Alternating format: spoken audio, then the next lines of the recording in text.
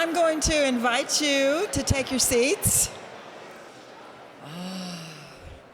Thank you, thank you, thank you. It's wonderful that we can gather and greet one another and have this time of fellowship. Good evening. My name is Jane Florence, and I'm currently serving as senior pastor here at this congregation, and I want to welcome you into this space. We are thrilled to be able to offer our space to a whole host of artists and choral performances throughout the year, but tonight is especially exciting. We thank all of those who have worked so hard to make this possible. Mary and all of our performers and our guests, we say welcome. And so we gather this evening in a sanctuary that is 124 years old. But this congregation began gathering back as far as 1857, before Lincoln was ever incorporated into a village. Our roots go back to the time when the Oto-Missouri First Peoples of the Great Plains were removed from this land and confined to a government reservation. They once lived upon and moved across the land beneath the sky as the descendants of the indigenous people who had occupied the land of the Salt Valley for thousands of years. And they cared for the land, and they understood the land, and we have much to learn from them and are indebted to them.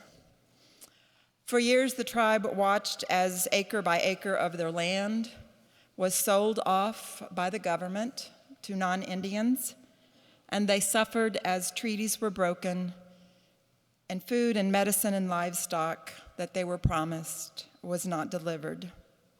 The mortality rate climbed higher and higher year after year, and in 1881 they were moved to Red Rock, Oklahoma.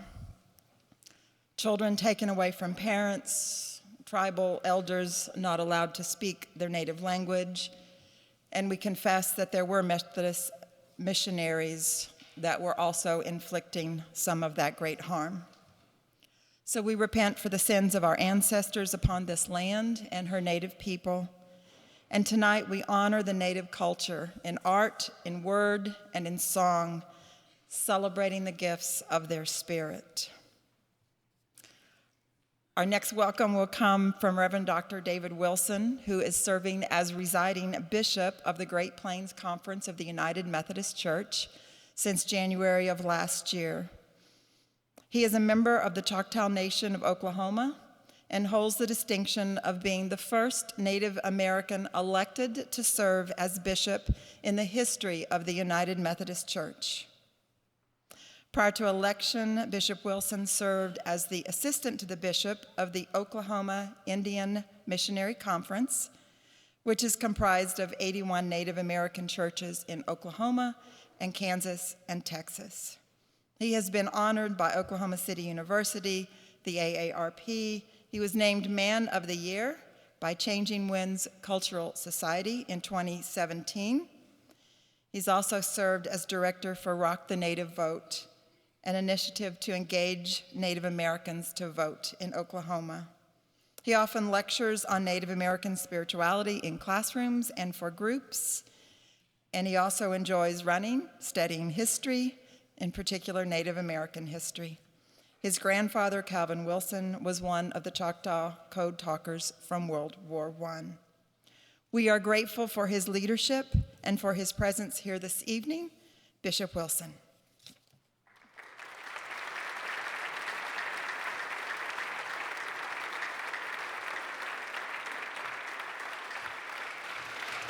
Thank you, Jane. Halato Chimachokma Silchofa David Wilson. It's wonderful to be here tonight to be a part of this festival. I want to say thank you to Mary for the invitation to come and be a part of the First Nations Choral Festival. Folks are excited about tonight, and it's evident by our crowd, so thank you for the invitation. Will you join me in prayer? Gracious and loving God, we come tonight gathered from many places to come and celebrate who we are, to come and enjoy the wonderful music, the folk who have prepared the beautiful selections for us tonight, and it helps us to think about who you are and who you are in our lives. We thank you for the resilience of our indigenous people, not just here in Lincoln and across Nebraska, but across this country. May you bless the performers tonight as they come and share of this the wonderful, beautiful talent, the songs that you've given to us that remind us of who you are and whose we are. It is in the name of the one we serve. Amen. We would not be here tonight, my friends, without the planning and vision of Mary Young, our festival coordinator. She is a doctoral candidate at the University of Nebraska at Lincoln, and her area of research is Native American music.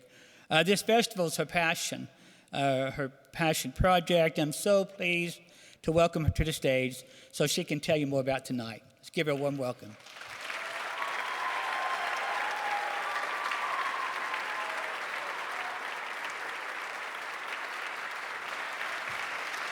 Hello. Good evening. Thank you so much for being here tonight. I just wanted to give you some background as to how this came about. So as the bishop just said, I'm a third-year DMA choral conducting candidate at the university, and my area of research is Native American music. I started out 3 years ago researching the music of underrepresented composers for organizations like the New York Choral Consortium and the Institute for Composer Diversity. Did a couple of projects on underrepresented people groups, and I was on a Zoom call, and they said to me, "What would you like to research next?" And they threw out some options. And I said, out of the clear blue sky, I'm fascinated with Native American culture. I'm not Native in any way, it's just an academic interest. And I said, I would love to research Native American choral music. And I was told there is none. And the more people that I asked, the more I got that same response. There is none. Native Americans don't organize themselves into choirs, and that type of music does not or should not exist. But I was delighted to find, after some digging, there are composers who are of Native heritage, who are connected with their communities, who write choral music, and who are supportive of their art being presented in that form. And it became my mission to lift them up, commission them. So I applied for a grant from the university to commission a piece, which you will hear tonight. We got the grant, and I partnered with my wonderful friend, composer Dr. William Linthicum Blackhorse, who's here tonight, commissioned him to write the piece, and then thought, why don't we turn it into a whole concert of music only by Native Americans, only in indigenous languages? And then somebody said, you need to talk to Judy. And so I said, okay. So I went and talked to Judy, and I sat in her office, and I said, I want this to be so much more than a concert. I want art, and I want poetry, and I want storytelling, because I wanted it to be cross-curricular. And boy, did she deliver. She put me up with all these kinds of connections. And so I just wanted to let you know some of our distinguished guests who are here tonight who made today possible. Our festival artist is Sarah Rowe. Her art is in the back of the sanctuary. She also, all of the art on the screens that you'll see tonight is by Sarah Rowe. Now, she is stuck in traffic, as I understand it, and on her way here.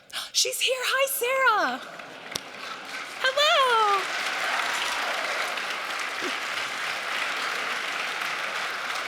Yay. Sarah's here, and she's a wonderful, wonderful artist. She volunteered of her own free will. She said, send me every single piece on the program. I will listen to every single one and curate an artwork for every single one, and she did, and you'll see them on the screen tonight as the pieces are being performed. Aaliyah American Horse, our youth poet laureate for the state, is a native. She's here. She's going to be presenting some of her poetry. Of course, we couldn't do any of this without Judy Goshkabash, and you've already met Bishop Wilson.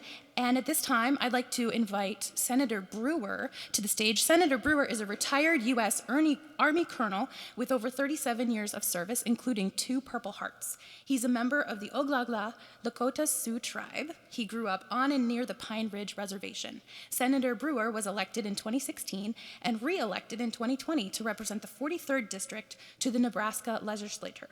He is the first state senator of Native American descent to serve in Nebraska's unicameral. Welcome, Senator.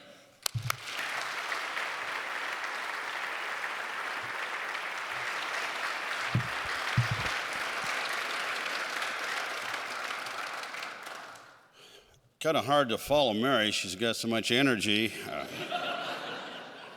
We had a filibuster today. That's how you spend some of your days in the legislature. So it is such a relief to be here tonight and to see all the folks that took the time to come here tonight.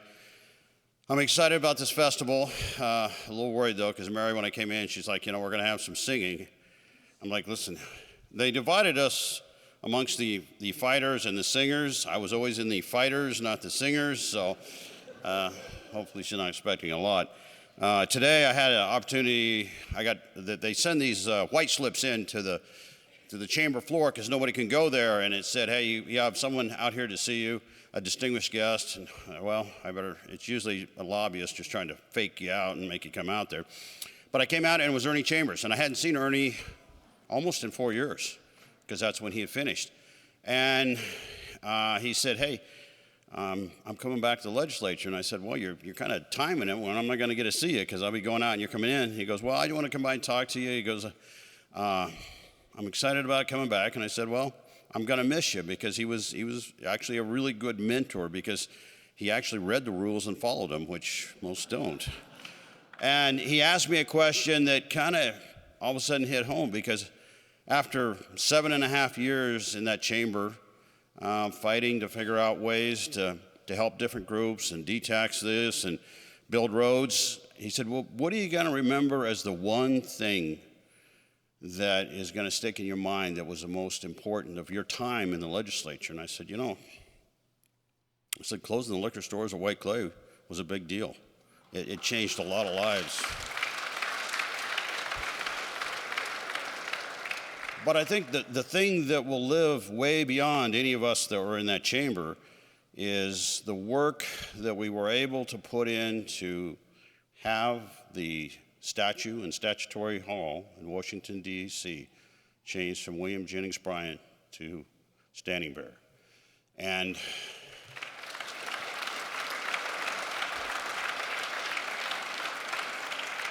if you've never been to Washington, D.C. to see it, please try and make the trip. The one we have on the mall is amazing, but Judy was the force behind really everything good that's happened with Native Americans as long as I've been around. I was on the Indian Commission with her. She's an incredible visionary person. She believed we could do it. We wrote the legislation. She was the one behind finding the money, and that was a big part of it, because we couldn't use state money for this. And so she deserves the credit for that statue being able to be in Statutory Hall. But we also had, I think, what I would call divine intervention, because William Jennings Bryan was a kind of a short, dingy, brown statue that was kind of wedged in a nowhere spot. And it just happened the day that we got approval and we brought in Standing Bear, there was an opening just outside the chambers on the main part of the floor as you come out, and that's where Standing Bear ended up. They put a big, like a parachute over him because they didn't want anybody to see him until the ceremony. But there are moments in your life where you want to just freeze frame it. And when they pulled that back, and this statue of Standing Bear was there, and it shined because that one's a little more polished than the one here in the mall. It took your breath away, and now everybody who comes to Washington, D.C. are getting their pictures taken with Standing Bear, and they're learning the story behind Standing Bear. And so tonight, I want to say, Judy, thank you for what you've done to make Native people proud. You've done a great job, and we couldn't ask for someone better to be in that role. Thank you. And thank you for being here.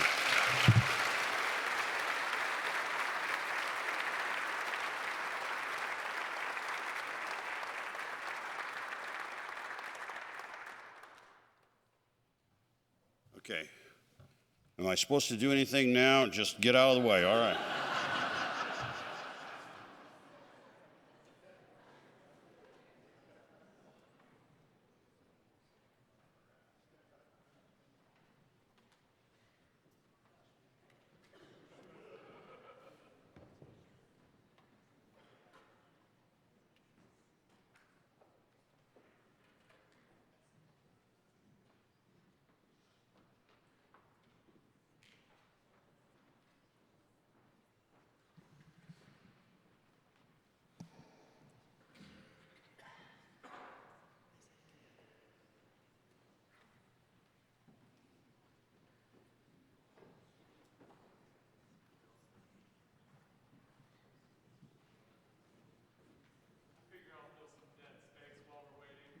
guess the mic's not on. My name is William Linthicum Blackhorse, and I just want to share something with you real quick. I didn't grow up on the reservation. I didn't grow up with my reservation family. My parents wanted me to live a life away from it. My grandmother wanted me to live a life away from it. And I understand my relatives on the reservations up in South Dakota, they have hard lives. Alcohol, drugs is a really big problem on the reservations. But the culture is so bright, so brilliant, so beautiful. And I found my family later in life as a gay young man. It was hard growing up with a family that was very conservative Christian, and I couldn't really find a home. And I found my home with my Sichangu and Oglala relatives up in South Dakota, and they brought me into the Sundance and gave me a chance to experience the culture that I was estranged from. And this song comes from that ceremony. It's a very sacred, very beautiful song, but it also is a part of the spiritual society that I'm a part of. And so I brought this to the people to share with you so that way everyone can enjoy and experience the spirituality that we share with people worldwide. From all over the planet, they come to the reservations to learn and to experience the power of spiritual healing. And so I hope you enjoy this music and understand the reverence and the weight of the moment. It's the first time a traditional song has been put into a choral setting like this. And so I hope you enjoy it, and thank you for everything you do for us.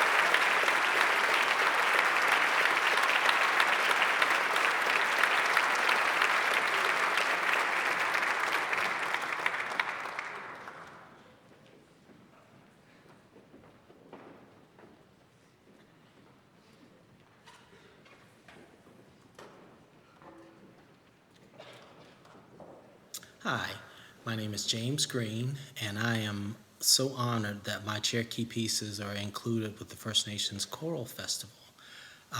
Mary Young has just been amazing with her desire to help keep these languages alive and to bring Native and Indigenous music to the forefront. I get so excited when I speak with her. I mean, it has brought along additional titles that I've composed.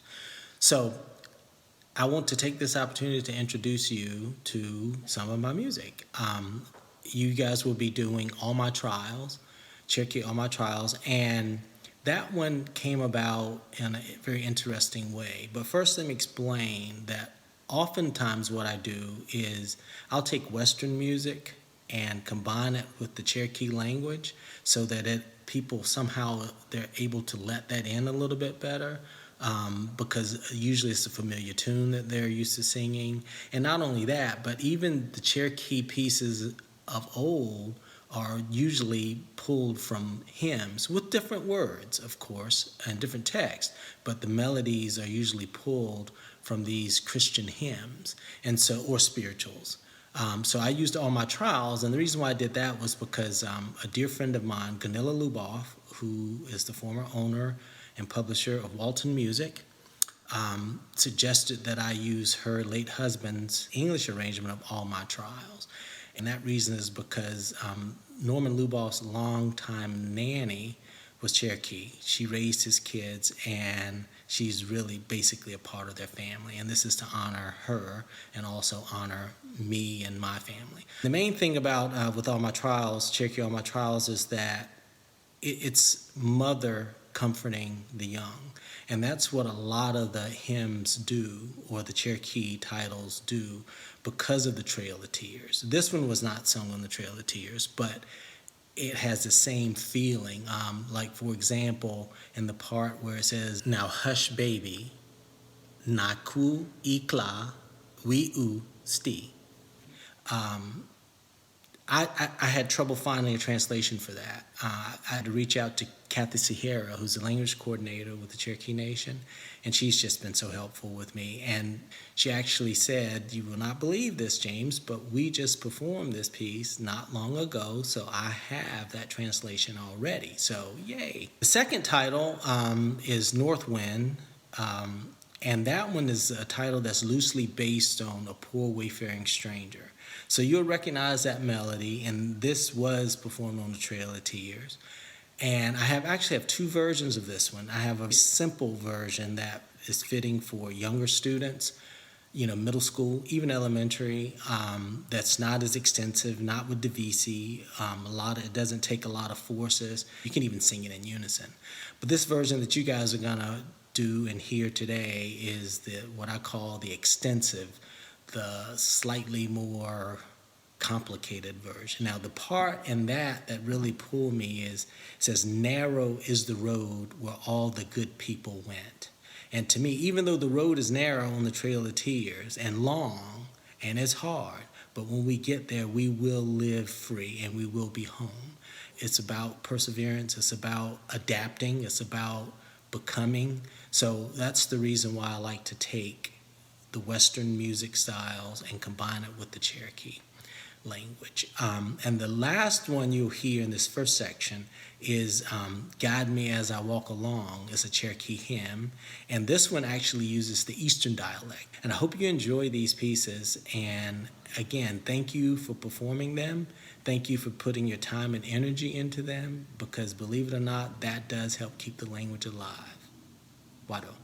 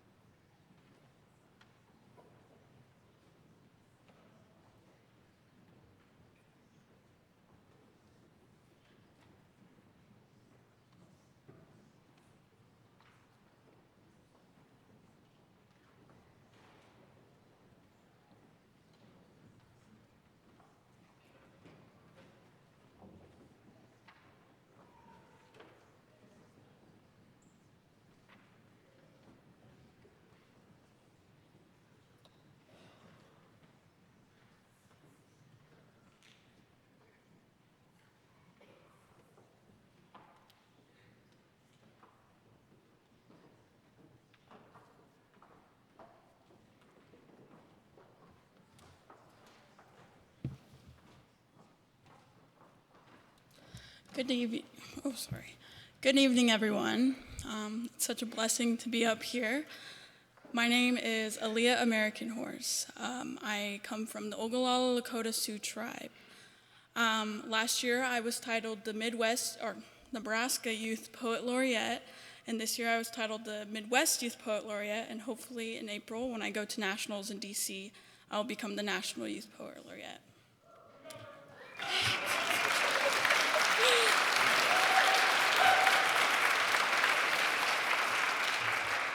Thank you.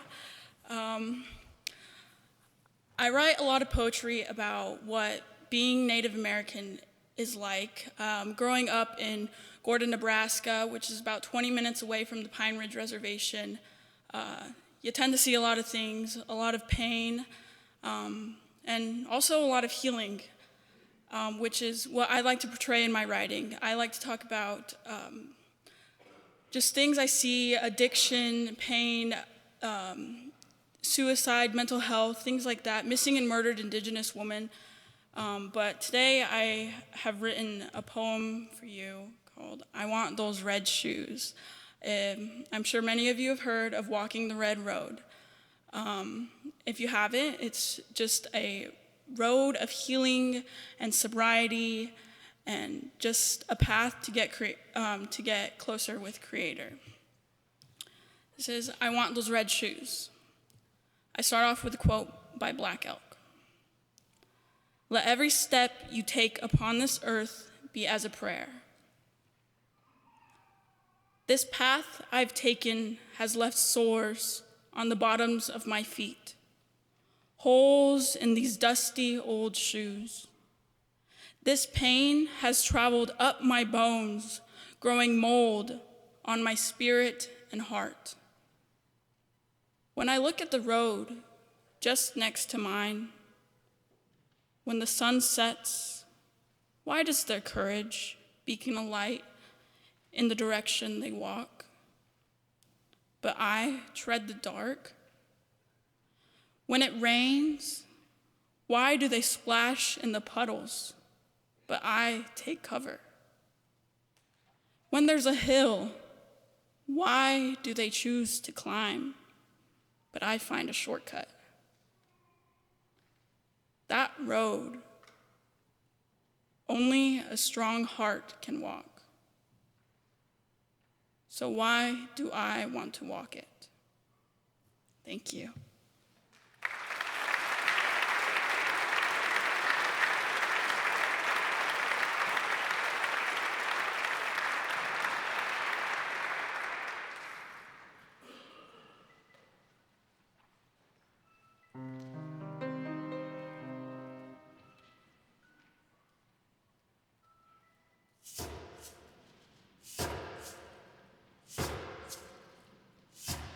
Unekana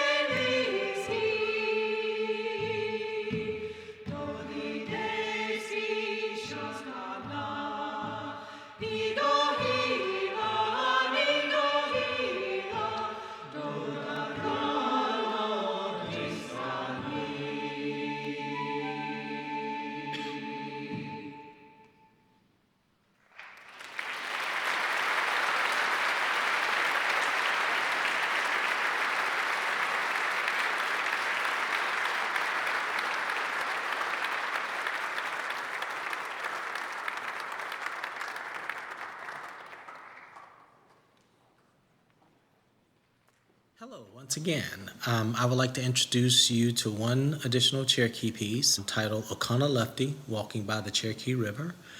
And I actually started writing this piece back in 2012 after my family and I visited Cherokee, North Carolina. I'm actually from North Carolina, about 5 hours from Cherokee. And, we went to the mountains to visit with a dear friend of mine, and we decided to go tubing on the Oconaluftee River, and by accident, I think our tubing guide took us up too high on the river, and so I thought we were going to lose our life. It was like the Whitewater Rapids coming down, and it was just the most fearful thing I'd ever experienced. And so I put this piece on the back burner for a while, and a friend of mine contacted me and asked recently and said, did you ever finish writing that piece you were going to sing in praise of the Oconaluftee River? And I was like, well, no, because I thought it was going to kill me. So she put a different spin on it. She said, did you ever think that maybe the river saved your life? So that's all I needed to hear, and I practically finished the piece that night. And again, this is an original piece, and it incorporates more of a native sound as opposed to my previous titles, other than Guide Me As I Walk Along.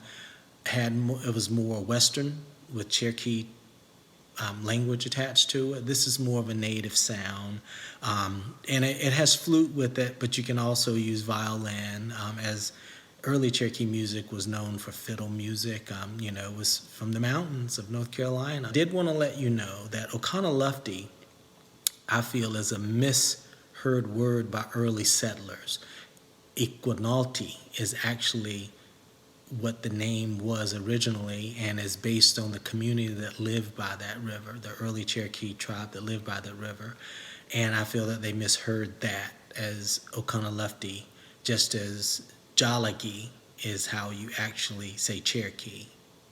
In Cherokee, it's Jollagee, and I think that was misheard as well. But this piece is very special to me, and I'm so excited about you guys singing this and taking on the text and the language and just finding joy in doing so. And I also want to thank you for helping to keep the Cherokee language alive. Wado.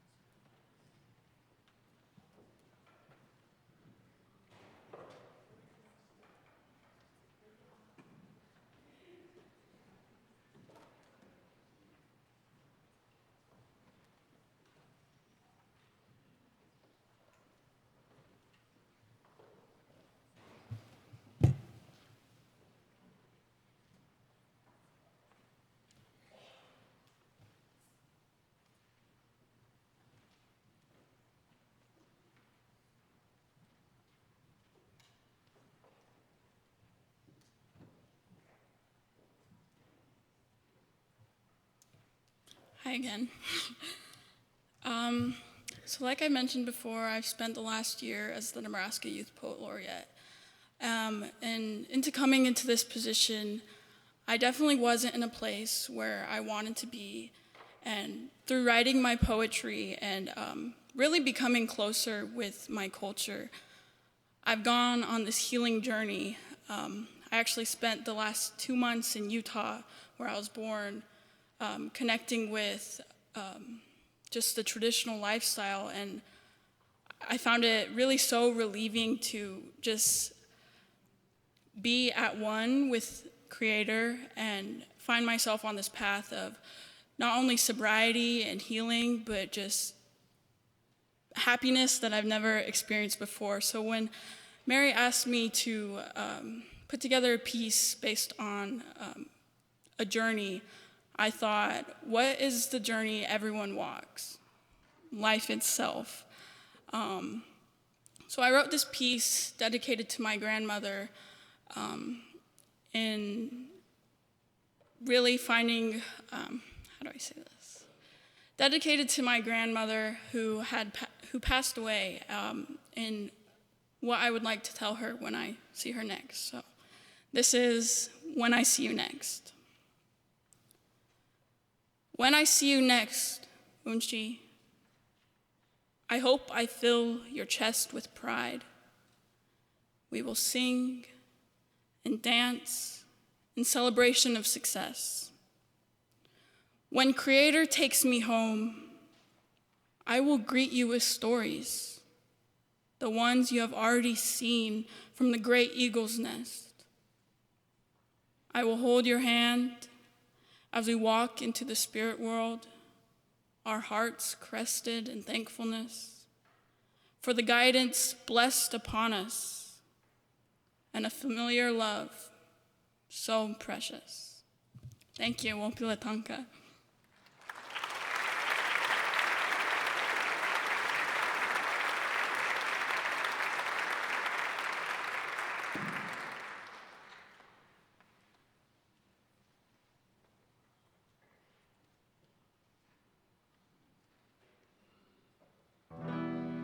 Gimme Quendena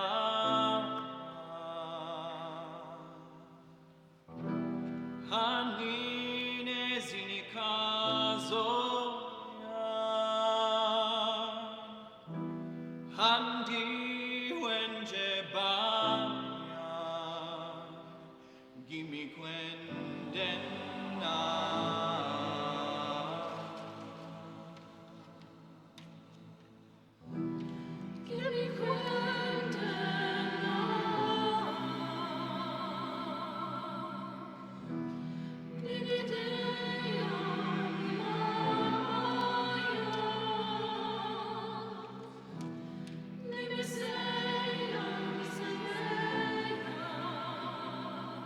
Do you hear them calling you?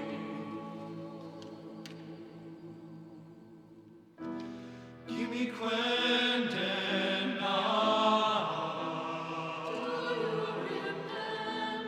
Nidedea, Nimamaya. Nimesea, Misayea.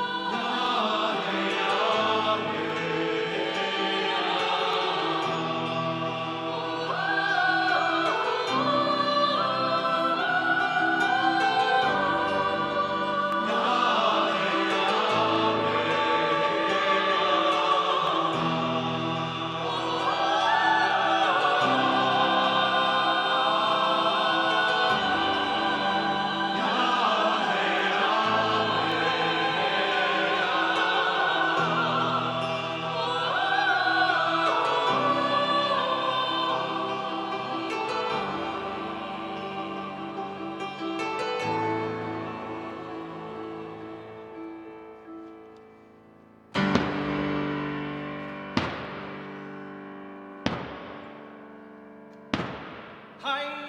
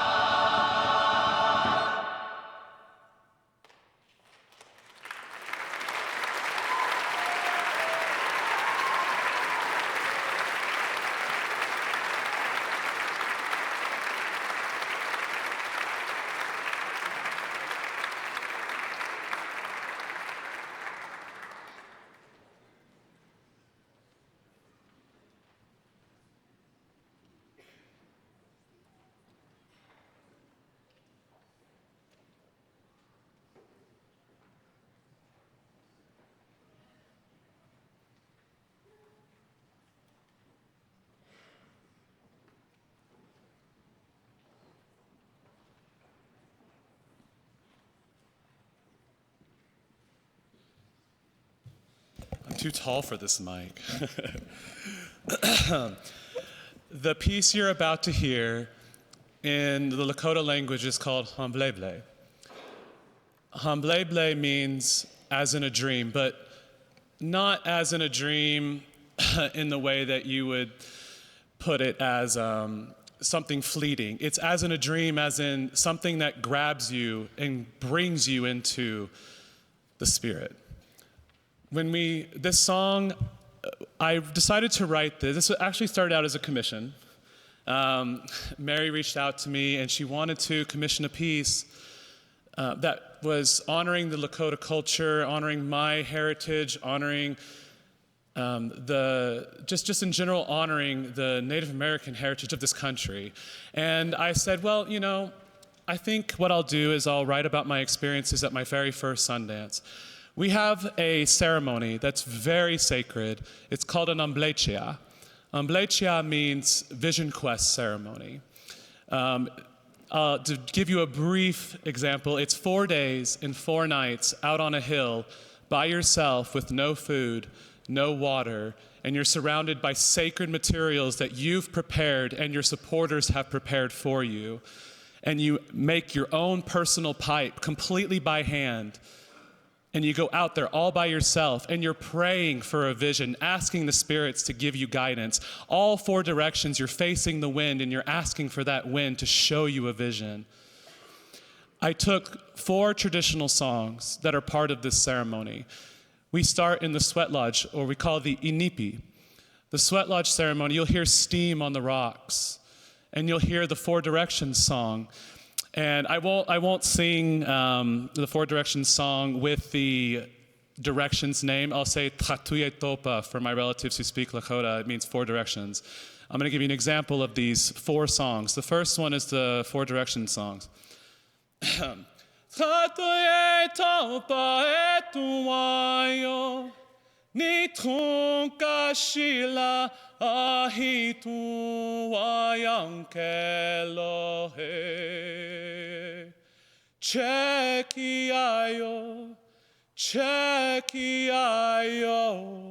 ahituwayang kelohe. That's the 4 directions song. After that song is sung, then the pipe song for the home, for the personal pipe. I made my very first pipe completely by hand out of a pipestone that I pulled out of a quarry in Pipestone, was it Pipestone, Montana? I can't remember where it is. It's Pipestone. And, I made the pipe, and I had to give it away. I wasn't allowed to keep it. That's part of the ceremony. And the pipe song is beautiful, and it goes, Chanu pawani chau peloi tayayu zayo he ognash mayagna ekilo he wachaya iwayelo he Ognash mayagnaye kilohe. The song is a warning. It's teaching you to hold the pipe properly. Tanya yuzayo. Ognash mayagnaye kilo. Hold it in a sacred manner. Hey wachaya iwayalo. You have to treat the pipe with integrity and hold it in a sacred manner. Do this because I warn you, you won't listen to me. But hold it in a sacred manner. That's what that song's about. The third song is the 4 directions song when you're on the Amblechia, the vision quest. You face each direction and you look to the winds and you ask for guidance. And again, I won't sing each direction out of respect for the song and its sacred sermon, but I'll use Tatuye Topa again, 4 directions. Ate Tatuye Topa Nawajielo Wamayankayo Iteo Tateya Nawajielo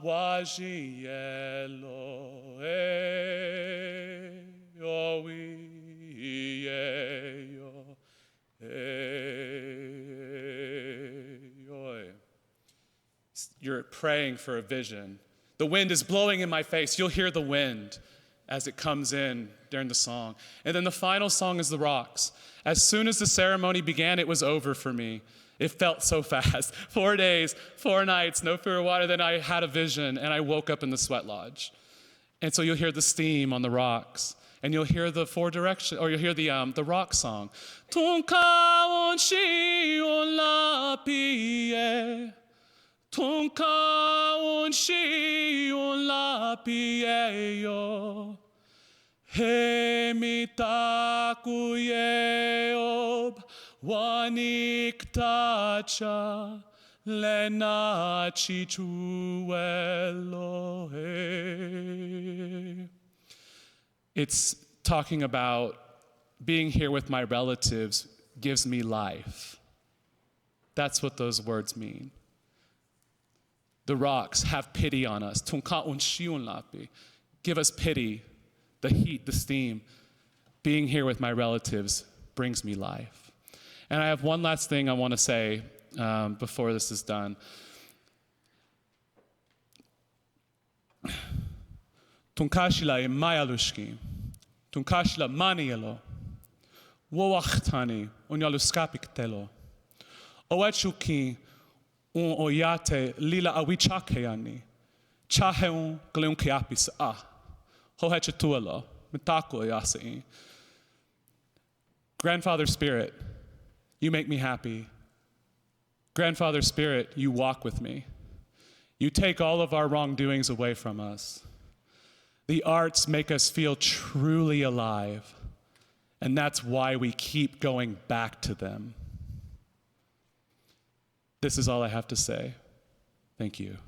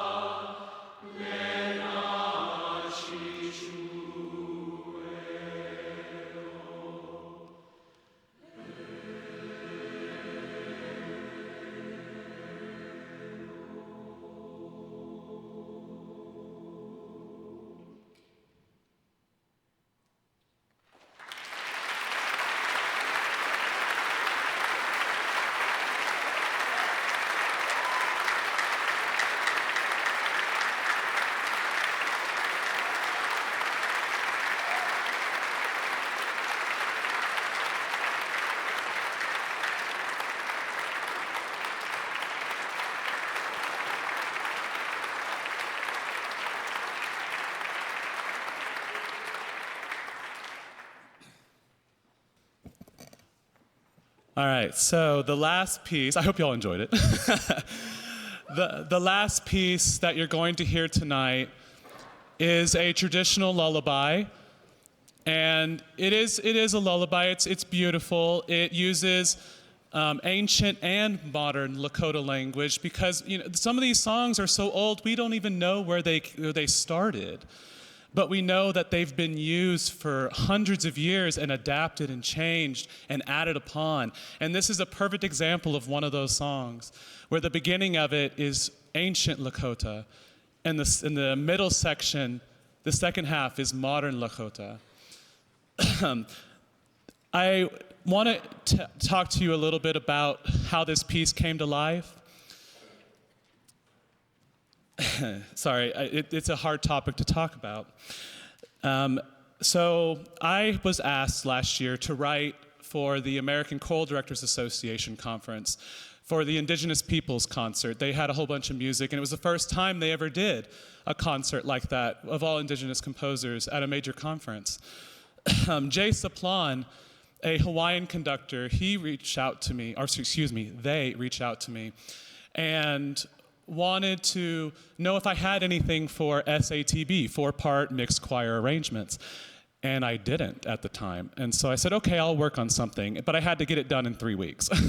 So at that time, I was also in communication with Mary, and we had just gotten off a phone call, and that next day I started working on the piece. I got halfway through the piece that day. I woke up the next morning, and the Uvalde shooting had occurred. And sorry, it's hard to talk about. But I live in Texas, and Uvalde, when that happened, the entire state shut down. And I didn't know what to do. For 2 straight weeks, I couldn't touch the music. It's a lullaby about children. How do you write a children's lullaby after something like that happens? And so I waited, and I decided I had to get it done. And so I did, and I just let the music, the writing take its course, and I realized when the piece was finished that I wrote it with those kids' memories in my mind. And I decided to dedicate it to those children because if it wasn't for them, this piece wouldn't sound the way it does. And it's stunningly beautiful the way it turned out, but it's the story behind it's so tragic. But I just hope you enjoy it. I hope you love it. It's still a children's lullaby, but again, we can do better. We can do better in this country. I know we can. So, enjoy. Okay, it's time to sing. Senator, this is your last chance to run. So I'm going to teach you this lullaby in the traditional way that they would have taught it to their children. And anytime you hear it in the piece, you're welcome to sing along. So I will sing a line of the music that you see behind me, and then you will copy, and we'll go back and forth. So my turn first.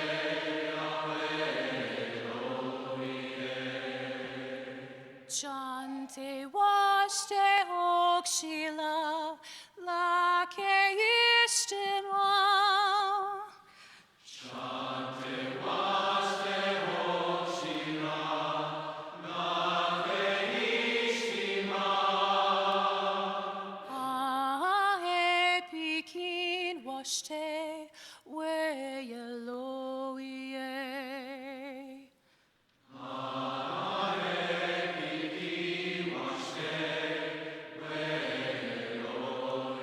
Let's try the whole thing.